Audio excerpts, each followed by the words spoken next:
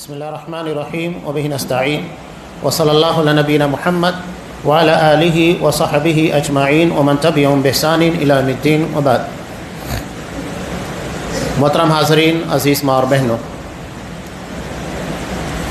آج الحمدللہ قیام اللیل تراویح کے اندر سورہ آل عمران اور اس کے بعد سورہ نساء کی ابتدائی کچھ آیتیں آپ کے سامنے تلاوت کی گئی۔ دو اہم باتوں کی جانب توجہ دلانا چاہتا ہوں۔ سورہ آل عمران میں اللہ نے ایمان والوں سے حق تقوی کا مطالبہ کیا۔ پورا قرآن آپ دیکھیے، اللہ نے کسی جگہ پر مومنوں سے حق تقوی کا مطالبہ نہیں کیا۔ آخر اس مقام کے پر حق تقوی کی ضرورت کیوں آئی کہ یا ایھا الذین آمنوا اتقوا اللہ حق تقاتہ۔ ایک ہوتا ہے کسی چیز کو ادا کرنا، اور دوسرا ہوتا ہے اس کے تقوی، اس کے حق کے ساتھ، یعنی جو اس کی ذمہ داریاں ہیں مکمل طریقے سے نبھانا، اسے کہتے ہیں حق تقوی۔ علامہ ابن قیم رحمۃ اللہ علیہ نے جیسا کہ روزے داروں کے بارے میں کہا، روزے دار تین طرح کے ہیں۔ ایک وہ ہیں جو صرف بھوکے پیاسے رہتے ہیں اور عورتوں سے دور رہتے ہیں، باقی سارے کام کرتے ہیں، غیبتیں کریں گے، برائیاں کریں گے، سب کرتے ہیں، نہ نماز روزہ کچھ نہیں کرتے۔ اور دوسرے کون ہوتے ہیں؟ جو بھوکے پیاسے رہنے، عورتوں سے دور رہنے کے ساتھ برائیوں سے بھی بچتے ہیں، یہ بہتر ہے۔ لیکن تیسرے کون لوگ ہیں؟ جو اس کے آگے جاتے ہیں، یعنی نیکیوں میں آگے بڑھنے کی کوشش کرتے ہیں، جو روزے کے حقوق مکمل طریقے سے ادا کرنے کی کوشش کرتے ہیں، تلاوت قرآن کا اہتمام کرنا اور روزے کے جتنے آداب ہیں، ان تمام خوبیوں کے ساتھ وہ روزہ رکھتے ہیں۔ تو اصل میں یہ روزے دار اللہ کو مطلوب ہیں۔ ہم لوگ کھانے پینے کی چیزوں میں ورائٹی دیکھتے ہیں، کوالٹی ہونا چاہیے، تو روزہ بھی کوالٹی والا بناؤ نا۔ جنت جیسی چیز کیا ہم کو ایسے ہی اونے پونے مل جائے گی؟ اللہ کے رسول نے کہا الا ان صلۃ اللہ غالیہ، اللہ کا جو سامان ہے بہت قیمتی ہے، بہت قیمتی، کہ انسان اگر پوری دنیا بھی دے دے تو ایک کوڑا رکھنے کی جگہ کی برابری نہیں کر سکتا۔ جنت اتنا قیمتی سامان ہے، اور وہ جنت ہے، تو ہم یہ سمجھتے ہیں کہ جنت ایسے ہی ہم کو مل جائے گی۔ اس کے لیے تگ و دو کرنا ہوگا، میرٹ لسٹ میں آنا ہوگا، اور میرٹ لسٹ کے لیے ہمیں تمام عبادات، چاہے وہ دعا ہو، روزہ ہو، قرآن کی تلاوت ہو، قیام اللیل ہو، صدقہ و خیرات ہو، اس کے علاوہ جتنی خوبیاں، ان تمام چیزوں کو اپنانا۔ تو یہاں قرآن نے حق تقوی کا مطالبہ کیا، یعنی تقوی کے اعلیٰ ترین معیار کے پر پہنچو۔ کیوں؟ اس کی وجہ یہ ہے کہ آگے جو حکم دیا جا رہا ہے وہ بہت ہی اہم ہے، اور امت نے اس پیغام کو نہیں سمجھا۔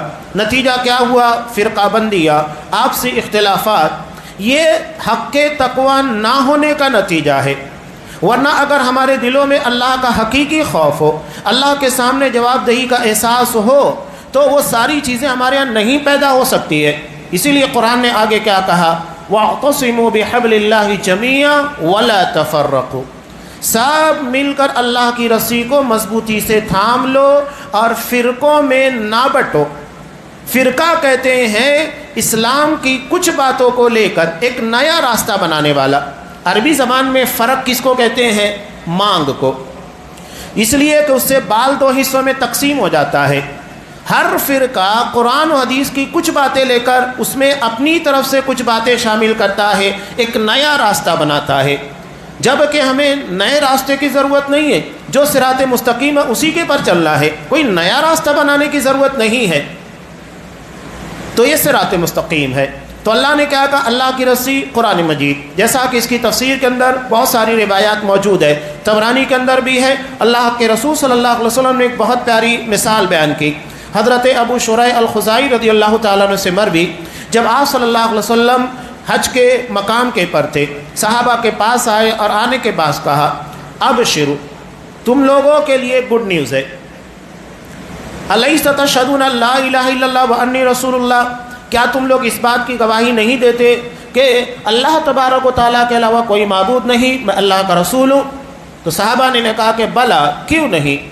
اس کے بعد آپ صلی اللہ علیہ وسلم نے کہا ان ھذا القرآن سبب، یہ قرآن سبب رسی ہے، طرفوا بید اللہ و طرفوا بایدیکم، اس کا ایک کنارہ ایک سرا اللہ کے ہاتھ میں اور دوسرا تمہارے ہاتھ میں، فتمسکوا بہ، اسے بہت مضبوطی سے تھامے رہو، اور اگر تم نے قرآن کو مضبوطی سے تھام لیا تو نتیجہ کیا ہوگا؟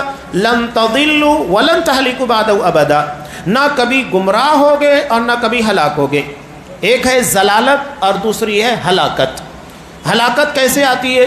جب دشمن ہمارے پر حملہ کرتا ہے، وہ ہمارے پر حاوی ہو جاتا ہے، تو پھر ہماری جان مال عزت و ناموس کے پر اٹیک کرتا ہے، کہیں بلڈوزر چلتا ہے، جیسا کہ آج ہو رہا ہے۔ دشمن الگ الگ طریقے سے دشمنیاں نکال رہا ہے، ہماری جان مال کے پیچھے پڑا ہوا ہے۔ اللہ کہہ رہا ہے، اللہ کے رسول نے کہا کہ قرآن مضبوطی سے تھامو گے تو کیا ہوگا؟ ہلاکت نہیں آئے گی۔ اگر ہلاکت آ رہی ہے اس کا مطلب یہ ہے کہ ہم قرآن کے پکڑنے میں غفلت کا شکار ہیں، اور ضلالت گمراہی، یعنی دین کے معاملے میں، عبادات کے معاملے میں، جنت کے معاملے میں ہم غلط راستے کا شکار ہو جائیں گے، صحیح راستے پر نہیں جائیں گے۔ وَضَلَّ سَعْيُكُمْ، جو محنتیں ہیں وہ گمراہی کا شکار ہو جائے گی۔ تو یہ قرآن ہے، مضبوطی کے ساتھ تھامے رہنا۔ فرقہ بندی سے منع کیا گیا، لیکن اس کے بعد بھی آپ دیکھیے کہ امت 73 فرقوں میں 73 فرقوں کے درمیان تقسیم ہو چکی ہے، اور یہ ہونا تھا۔ اللہ کے رسول صلی اللہ علیہ وسلم نے پہلے ہی بتا دیا تھا۔ بتانے کا مطلب یہ نہیں ہے کہ تم فرقے بناؤ، بلکہ آنے والے حالات کے بارے میں انفارمیشن تھی، اطلاع تھی۔ لیکن آپ نے کیا کہا کہ کلھا فی النار، یہ 72 کے 72 جہنم میں جائیں گے، الا واحدہ، سوائے ایک کے۔ 72 جہنم میں جائیں گے، ایک جنتی ہوگا۔ اصحاب کرام نے اللہ کے رسول صلی اللہ علیہ وسلم سے یہ نہیں کہا وہ 72 کیوں گمراہ ہوئے، وہ کیسے گمراہ ہو گئے، کیسے جہنم میں چلے جائیں گے، نہیں۔ صحابہ نے سیدھا سوال کیا، اللہ کے رسول وہ ناجی کرو کون ہے، ہم کو وہ بتاؤ۔ مسلمانوں کو بھی یہی فکر کرنا چاہیے، 72 کی فکر نہیں کرنا ہے، ہمیں یہ فکر کرنا ہے کہ وہ جنتی ناجی کرو کون ہے، جو صراط مستقیم کے پر قائم ہے، ہمیں اسی کو فالو کرنا ہے، بات ختم ہو جاتی۔ اگر سارے مسلمان اسی کی فکروں میں لگ جائے تو خود بخود گمراہی سے اور فرقہ بندی سے باہر نکل جائیں گے۔ صحابہ نے بھی وہی کیا، 72 کے بارے میں سوال نہیں کیا، بلکہ ایک کے بارے میں کہا کہ اللہ کا رسول یہ بتاؤ وہ ایک فرقہ کون سا ہے جو ناجی ہے۔ تو آپ صلی اللہ علیہ وسلم نے نام نہیں بتایا۔ ہمارے یہاں جیسا کہ لوگ نام رکھ لیتے ہیں، نام رکھ لینے سے کسی کو جنت نہیں ملے گی۔ اللہ کے رسول نے کردار بتایا۔ کون سا کردار بتایا؟ ما انا علیہ الیوم و اصحابی، آج جس کے پر میں اور میرے صحابہ ہیں۔ یہ جماعت دیکھ لیجئے، جو نبی اور صحابہ کے طریقے پر ہے وہی ناجی گروہ ہے، اور جو نبی اور صحابہ کے طریقے پر نہیں ہے وہ ناجی گروہ نہیں ہے۔ ختم ہو گئی بات۔ آج آپ دیکھیے اللہ کے رسول صلی اللہ علیہ وسلم نے کہا کہ افطار میں تعجیل کرو، جیسے ہی افطار کا وقت ہو فوراً افطار ہونا چاہیے۔ اور بخاری کی روایت میں کہ انبیاء کی سنت ہے کہ افطار میں تعجیل کی جائے، جیسے ہی وقت ہو فوراً افطار کرو، 1 منٹ 2 منٹ 3 منٹ 5 منٹ انتظار نہیں ہے۔ رافضیوں کے یہاں پر دیکھیے کہ افطار کے معاملے میں 5 منٹ کا انتظار، اور انہی کو فالو کرتے ہوئے ہمارے یہاں تبلیغی جماعت وغیرہ یہ غلطیاں کر رہے ہیں۔ اور اس کے بعد یہودیوں کے ہاں 10 منٹ کا انتظار کہ سورج غروب ہوا ہے کہ نہیں ہوا ہے۔ یہ کوئی شک کی بات ہے کہ سورج غروب ہوا کہ نہیں ہوا ہے؟ تو 10 منٹ کے بعد بھی تو شک ہو سکتا ہے، پتہ نہیں ابھی ہوا ہے کہ نہیں، شک کرتے رہو، وہ فجر تک غروب وہ نہیں ہوگا۔ اس لیے سیدھے جیسے ہی وقت ہو فوری طور کے پر افطار کیا جائے، انتظار نہیں۔ اس کے برخلاف کام کرتے ہیں۔ اللہ کے رسول نے تعجیل، فوراً افطار کرنے کا حکم دیا تو تاخیر کریں گے۔ سحر میں تاخیر ہے، یعنی جب سحر کا وقت ختم ہو رہا آپ اس سے 1-2 منٹ پہلے سحر کو ختم کیجئے۔ پہلے نہیں کہ آپ 15 منٹ 20 منٹ آدھا گھنٹہ پہلے سحری کر کے بیٹھ جائیں، نہیں۔ آپ صلی اللہ علیہ وسلم نے سحر میں تاخیر کرنے کا حکم دیا، اخیر وقت تک آپ افطار کیجئے، سحر کیجئے، کہ 1-2 منٹ رہ جائے اس کے بعد اپنی سحری کو مکمل کرو۔ یہ آپ صلی اللہ علیہ وسلم کی سنت ہے، افطار میں تعجیل اور سحر میں تاخیر۔ لیکن ہم دونوں کام الٹا کرتے ہیں، افطار میں تاخیر کریں گے، 5 منٹ 10 منٹ انتظار ہوگا، اور سحر میں تاخیر کرنے کا حکم ہے تو وہاں پر جلدی کرتے۔ جگہ جگہ مخالفتیں آپ کو نظر آئے گی۔ اللہ کے رسول صلی اللہ علیہ وسلم نے ایک دعا بتائی افطار کی، وہ چھوڑ دیتے ہیں، اس کو چھوڑ کر جو ثابت ہی نہیں ہے، جس کے بارے میں خود حضرت امام ابو داؤد رحمۃ اللہ علیہ تمام افطار کی دعاؤں کو نقل کرتے ہیں، اور اس کے بعد کیا کہتے ہیں، یہ دعائیں نبی کریم صلی اللہ علیہ وسلم سے ثابت نہیں ہیں۔ محدث خود کہہ رہا ہے، اس کے بعد بھی لوگ اسی کے پر عمل کرتے ہیں۔ ابھی یہاں پر فتویٰ آیا دیوبند کے مفتیوں کی طرف سے کہ جو نیت کی جاتی ہے وہ نہیں کرنا چاہیے، قرآن حدیث کسی جگہ نہیں ہے۔ چلو اتنی عقل تو آئی کہ تمہیں احساس ہوا کہ لوگ نویت ان اصوم غدا لرمضان للہ تعالی، یہ جو نیت کرتے تھے وہ ختم کیے۔ عربی زبان میں غد کا مطلب کیا ہوتا ہے؟ آنے والا کل، نیکسٹ ڈے، آج کا دن نہیں۔ یہ کیا بات ہوئی؟ آج افطار سحری آج کر رہے ہیں اور نیت کل کے روزے کی۔ پہلے روزے کو آپ اگر نیت کریں گے کہ میں نیت کرتا ہوں کہ کل کے روزے کی، اس کا مطلب ہے کہ پھر آپ کا پہلا روزے کی نیت گئی کہاں؟ یہ تمام چیزیں ہم نے میڈ ان انڈیا ہے، میڈ ان بریلوی ہے، یا تو میڈ ان پاکستان ہے، یہ سب ہے، یہ میڈ ان مدینہ نہیں ہے۔ ہمیں مدینہ کے سرکار کے سارے احکامات دو، ہم نے کلمہ نبی کا پڑھا ہے، ہم کو وہ چیز چاہیے۔ فرقہ بندی قرآن مجید نے منع کیا، فرقہ بندی نہیں۔ اب یہاں بعض لوگ کہتے ہیں اہل حدیث فرقہ ہے۔ کیسے فرقہ ہے؟ ایک طرف کہتے ہیں کہ ان کا کوئی امام نہیں، دوسری طرف کہتے ہو کہ یہ فرقہ ہے۔ یہاں میں مولا مختار ندوی رحمہ اللہ کا ایک جملہ کہتا ہوں، یہ جملہ آپ نے سمجھ لیا تو ساری حقیقت سمجھ میں آ جائے گی۔ وہ اپنے خطاب میں ایک بات اکثر کہا کرتے تھے کہ نبی سے امت بنتی ہے اور شخصیت سے فرقے بنتے ہیں۔ بات سمجھ میں آئی؟ نبی سے امت بنتی ہے، شخصیت سے فرقے بنتے ہیں۔ یعنی جن لوگوں نے اپنا امام نبی کو بنایا وہ امت ہے، اور جن لوگوں نے کسی شخصیت کو، پیر ولی بزرگ و امام کو اپنا پیشوا بنا لیا، دراصل وہی فرقہ ہے۔ آج آپ دیکھیے فرقہ بندی دراصل شخصیت پرستی کی بنیاد سے ہوئی۔ تو یہ بات سمجھنے کے قابل ہے، اپنے آپ کو نبی کی طرف منسوب کرو، باقی تمام چیزیں ختم ہو جائے گی۔ فرقہ بندی کے تعلق سے ایک سوال آیا تھا، جب جاپان کے تقریباً 52 افراد جو کافی پڑھے لکھے لوگ تھے، یہ مسلمان بننا چاہتے تھے، جب مسلمان بننے لگے تو حنفیوں نے کہا کہ تمہیں حنفی بننا ہوگا، شافعیوں نے کہا کہ شافعی۔ وہ حیران ہو گئے کہ کیا مسلمان بننے کے بعد بھی کچھ کرنا ہوگا؟ چنانچہ وہ لوگ مسلمان نہیں بنے، وہ ڈائریکٹ جا کر بودھزم کو قبول کر لیا، بدھسٹ بن گئے۔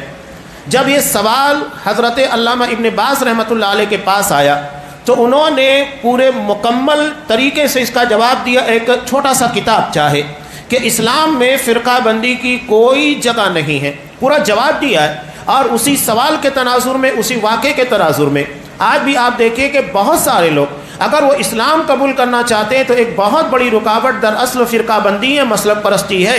اسلام پیور کہاں رہ گیا؟ ہر کسی نے اپنا اپنا الگ الگ راستہ بنا لیا۔ تو ہمیں الگ الگ راستوں کی نہیں، صراط مستقیم کی فکر کرنا چاہیے۔ اور یہاں قرآن نے اسی چیز کو کہا، سب مل کر اللہ کی رسی کو مضبوطی سے تھام لو، فرقہ بندی اختیار مت کرو۔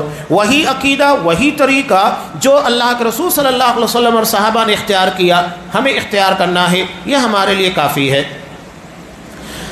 اس کے بعد قرآن نے ایک مثال بھی دی تاریخ کے حوالے سے، وَاذْكُرُوا إِذْ كُنْتُمْ أَعْدَاءَ، یاد کرو جب تم دشمن تھے، فَأَلَّفَ بَيْنَ قُلُوبِكُمْ، اللہ نے تمہارے دلوں میں الفت ڈال دی۔ انصار کے دو قبیلے اوس اور خزرج، ایک آدمی کے مرڈر کی وجہ سے ان لوگوں کے درمیان 110 سال سے جنگ جاری تھی۔ انہوں نے ایک کو مارا، انتقام میں ادھر کے لوگوں نے دو کو مارا۔ جب انہوں نے دیکھا کہ ہمارا 2 آدمی مارا گیا ہے، ہم 4 ماریں گے، انتقام۔ یہی وجہ ہے کہ اسلام جو قصاص کا حکم دیتا ہے، عدل کو قائم کرتا ہے، اگر اس ایک آدمی کے قاتل کو مار دیا جاتا تو 110 سال تک جنگ نہیں چلتی۔ عدل کو قائم کرنے کا فائدہ یہ ہوتا ہے، ورنہ انسان انتقام کی آگ میں اندھا ہوتا ہے۔ چنانچہ اوس اور خزرج کے درمیان 110 سال سے جنگ جاری تھی۔ جب آپ صلی اللہ علیہ وسلم اسلام لے کر آئے، اسلام قبول کیا، سارے اختلافات ختم ہو گئے۔ میں یہی کہتا ہوں کہ جو اسلام 110 سال پرانے اختلافات کا خاتمہ کر سکتا ہے، کیا وہ ہمارے چھوٹے موٹے اختلافات کا خاتمہ نہیں کر سکتا؟ بالکل کر سکتا ہے۔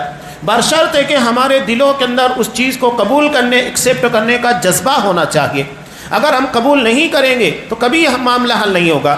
نرمی اختیار کرنا ہوگا، چاہے یہ ہمارے جماعتی معاملات ہو، گھریلو مسائل ہو، سماجی معاملات ہو، کسی بھی جگہ جب تک ہم اپنے اندر نرمی نہیں پیدا کریں گے تو یہ معاملات بگڑتے چلے جائیں گے۔ اس کے بعد سورہ نساء یہ انسانی رشتے کے پر منحصر ہے، انسان کے درمیان جو رشتہ داریاں ہیں۔ اللہ تبارک و تعالیٰ نے کہا کہ تمہیں ایک باپ حضرت آدم علیہ السلام سے ایک نفس تھے، وہاں سے اللہ نے تم لوگوں کو پیدا کیا ایک ماں اور باپ کے ذریعے۔ یہ رشتہ داریاں ہیں۔ اسلام میں نکاح کو بہت اہمیت حاصل ہے۔ حضرت عبداللہ بن عمر رضی اللہ تعالیٰ عنہ کہتے ہیں کہ اگر مجھ کو معلوم ہو جائے کہ 2 دن کے بعد میری وفات واقع ہونے والی ہے اور مجھ کو موقع ملے تو میں نکاح کروں گا، میں نکاح نہیں چھوڑوں گا۔ یہ نکاح کی اہمیت ہے، اور تمام انبیاء نے نکاح کی سنت کو اپنایا ہے۔ نکاح سے رشتے سمجھ میں آتے ہیں، میاں بیوی کے، ساس سسر کے، دادا دادی کے، نانا نانی کے، چاچا چاچی کے، بوا ہے، پھوپھی ہے، یہ سارے رشتے نکاح کریں گے تب سمجھ میں آئیں گے نا۔ اگر آپ نکاح نہیں کریں گے تو کہاں سے رشتہ داریاں مانی جائے گی؟ اگر ایک لڑکا اور لڑکی بغیر نکاح کے زندگی گزار رہے ہیں تو بتائیے ان کے اولاد ہونے کے بعد کیا وہ اپنے باپ کو باپ کہیں گے، اپنے دادا کو دادا کہیں گے؟ وہاں رشتہ ہے ہی نہیں نا۔ رشتہ دراصل ان تمام چیزوں کو پہچان دیتا ہے۔ آج نکاح کو ختم کرنے کی کوشش کی جا رہی ہے۔ اس کے لیے کیا فارمولہ اختیار کیا گیا ہے؟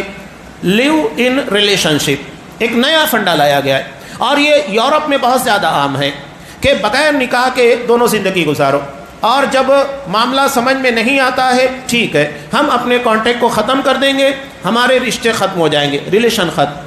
اب نکاح کریں گے تو مسائل پیدا ہوں گے، طلاق دینا ہوگا، مطالبات ہوں گے۔ یہ ساری جھنجھٹوں سے بچنے کے لیے نیا طریقہ اختیار کیا گیا، لیو ان ریلیشن شپ، کہ بغیر نکاح کے ایک لڑکا ایک لڑکی آپس میں میاں بیوی کی طرح رہیں۔ اب یہاں قرآن نے آگے ایک اور چیز کو بیان کیا نکاح کے تعلق سے، جو مسلمانوں کے لیے قابل اعتراض بنا ہوا ہے۔ بہت سارے لوگ اسلام کے اس حکم کے پر تنقید کرتے ہیں، یعنی ایک سے زائد نکاح کرنا۔ قرآن مجید نے 4 کے بارے میں حکم دیا کہ 2، 3، 4 تک کر سکتے ہو۔ جاہلیت میں تو ایسا تھا کہ ایک وقت میں 10 بیویاں پائی جاتی تھی، جیسا کہ ابو داؤد کی روایت میں کہ ایک صحابی جب مسلمان ہوئے تو ان کے عقدوں کے اندر 10 بیویاں تھیں، تو آپ صلی اللہ علیہ وسلم نے کہا کہ 4 کو باقی رکھو، باقی 6 کو طلاق دے دو۔ آپ نے 4 تک حد بندی کر دی، ورنہ جاہلیت میں تو اس کی کوئی لمٹ نہیں تھی، جتنا چاہو نکاح کرو۔ اسلام نے 4 کے پر پابندی لگا دی، اور یہ اختیار ہے، ایسا نہیں ہے کہ کوئی واجب چیز ہے کہ آپ کو 4 کرنا ہی ہوگا، نہیں۔ لیکن قرآن نے اس بارے میں ترغیب دی کہ ایک سے زائد نکاح کرنا چاہیے، شروعات وہیں سے ہوئی ہے، اور اگر مجبوری ہے، عدل کا خطرہ ہے تو ایسی صورت میں ایک بیوی کے پر اکتفا کیا جا سکتا ہے۔ اس ضمن میں ایک بڑا پیارا واقعہ بھی ہے۔ شیخ ابن باز رحمۃ اللہ علیہ، عرب علماء وہ اچھے طریقے سے جانتے ہیں کہ ہندوستانی علماء عمومی طور کے پر ایک ہی بیوی رکھتے ہیں، تو ہندوستان کے علماء کی ایک جماعت، ایک وفد وہاں گیا، تو شیخ ابن باز رحمۃ اللہ علیہ نے ان لوگوں سے پوچھا کہ آپ کی کتنی بیویاں ہیں؟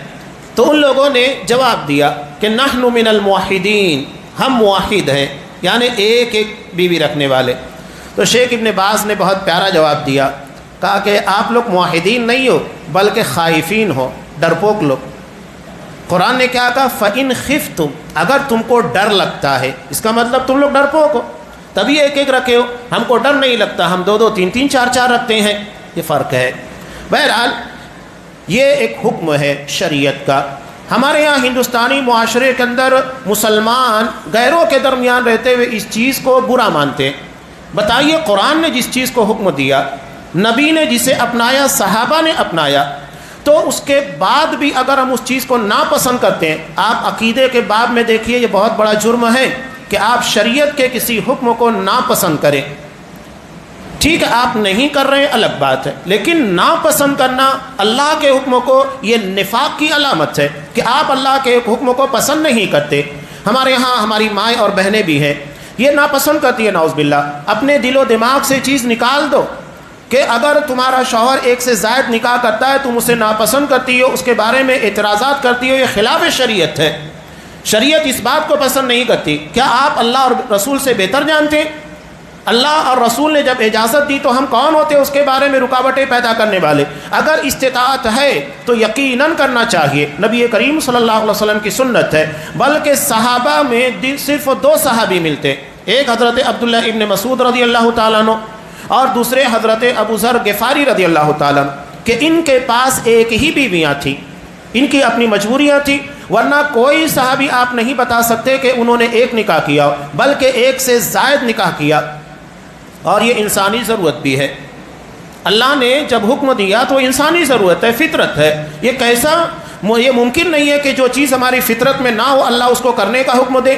اب یہاں غیروں کی طرف سے جو اعتراضات اٹھتے ہیں یہ فضول ہے۔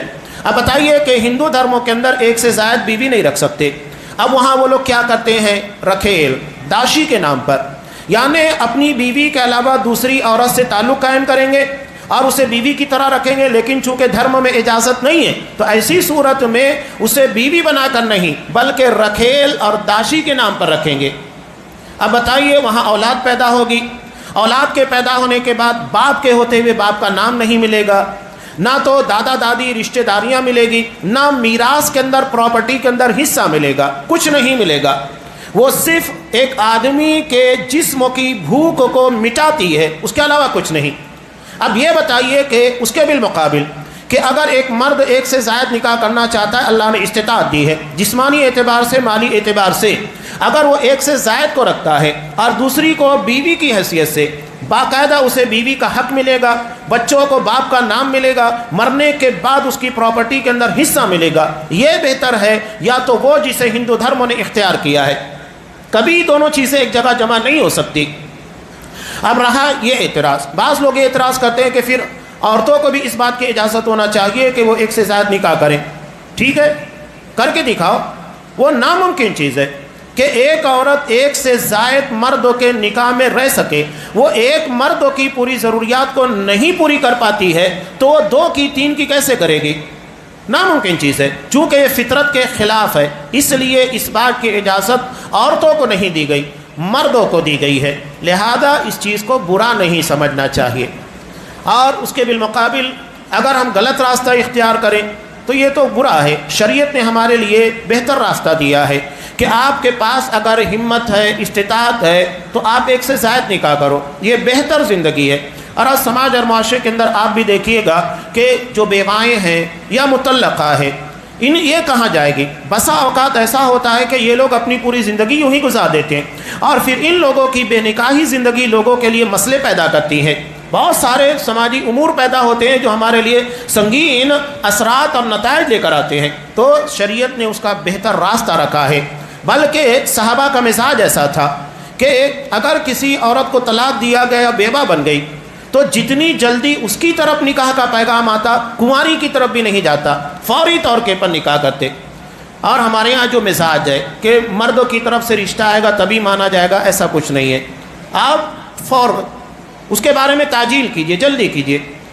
حضرت عمر فاروق رضی اللہ تعالیٰ عنہ، ان کی بیٹی حضرت حفصہ رضی اللہ تعالیٰ عنہ جو بعد میں ام المؤمنین بن گئی، جب یہ بیوہ ہو گئی تو حضرت عمر فاروق رضی اللہ تعالیٰ عنہ اس کے رشتے کے لیے خود باہر نکلے۔ سب سے پہلے حضرت ابو بکر صدیق کو کہا، حضرت عثمان غنی کو کہا، ان لوگوں نے ایکسیپٹ نہیں کیا تو اللہ کے رسول صلی اللہ علیہ وسلم کی طرف سے پیغام آیا، قبول کیا۔ حضرت عمر فاروق کہتے ہیں کہ حضرت عثمان غنی کو جب میں نے کہا تو انہوں نے صاف کہا کچھ دن غور و فکر کرنے کے بعد کہ مجھے حاجت نہیں ہے، تو مجھے اچھا لگا کہ انہوں نے سیدھا جواب دیا۔ لیکن ابو بکر صدیق نے کوئی واضح جواب نہیں دیا تو مجھے برا لگا کہ صاف کہہ دینا چاہیے تھا۔ تو بعد میں حضرت ابو بکر صدیق نے ان کے اس کنفیوژن کو دور کیا اور کہا کہ دیکھو عمر، اصل میں نے نبی کریم صلی اللہ علیہ وسلم کو حفصہ کے تعلق سے کچھ ذکر کرتے ہوئے سنا تھا، اس بنیاد کے پر میں نے جواب نہیں دیا۔ اگر اللہ کے رسول صلی اللہ علیہ وسلم اس کے بارے میں انکار کر دیتے تو میں ہاں کرتا، چونکہ نبی نے ذکر کر دیا تھا اس لیے میں اس بارے میں خاموش تھا۔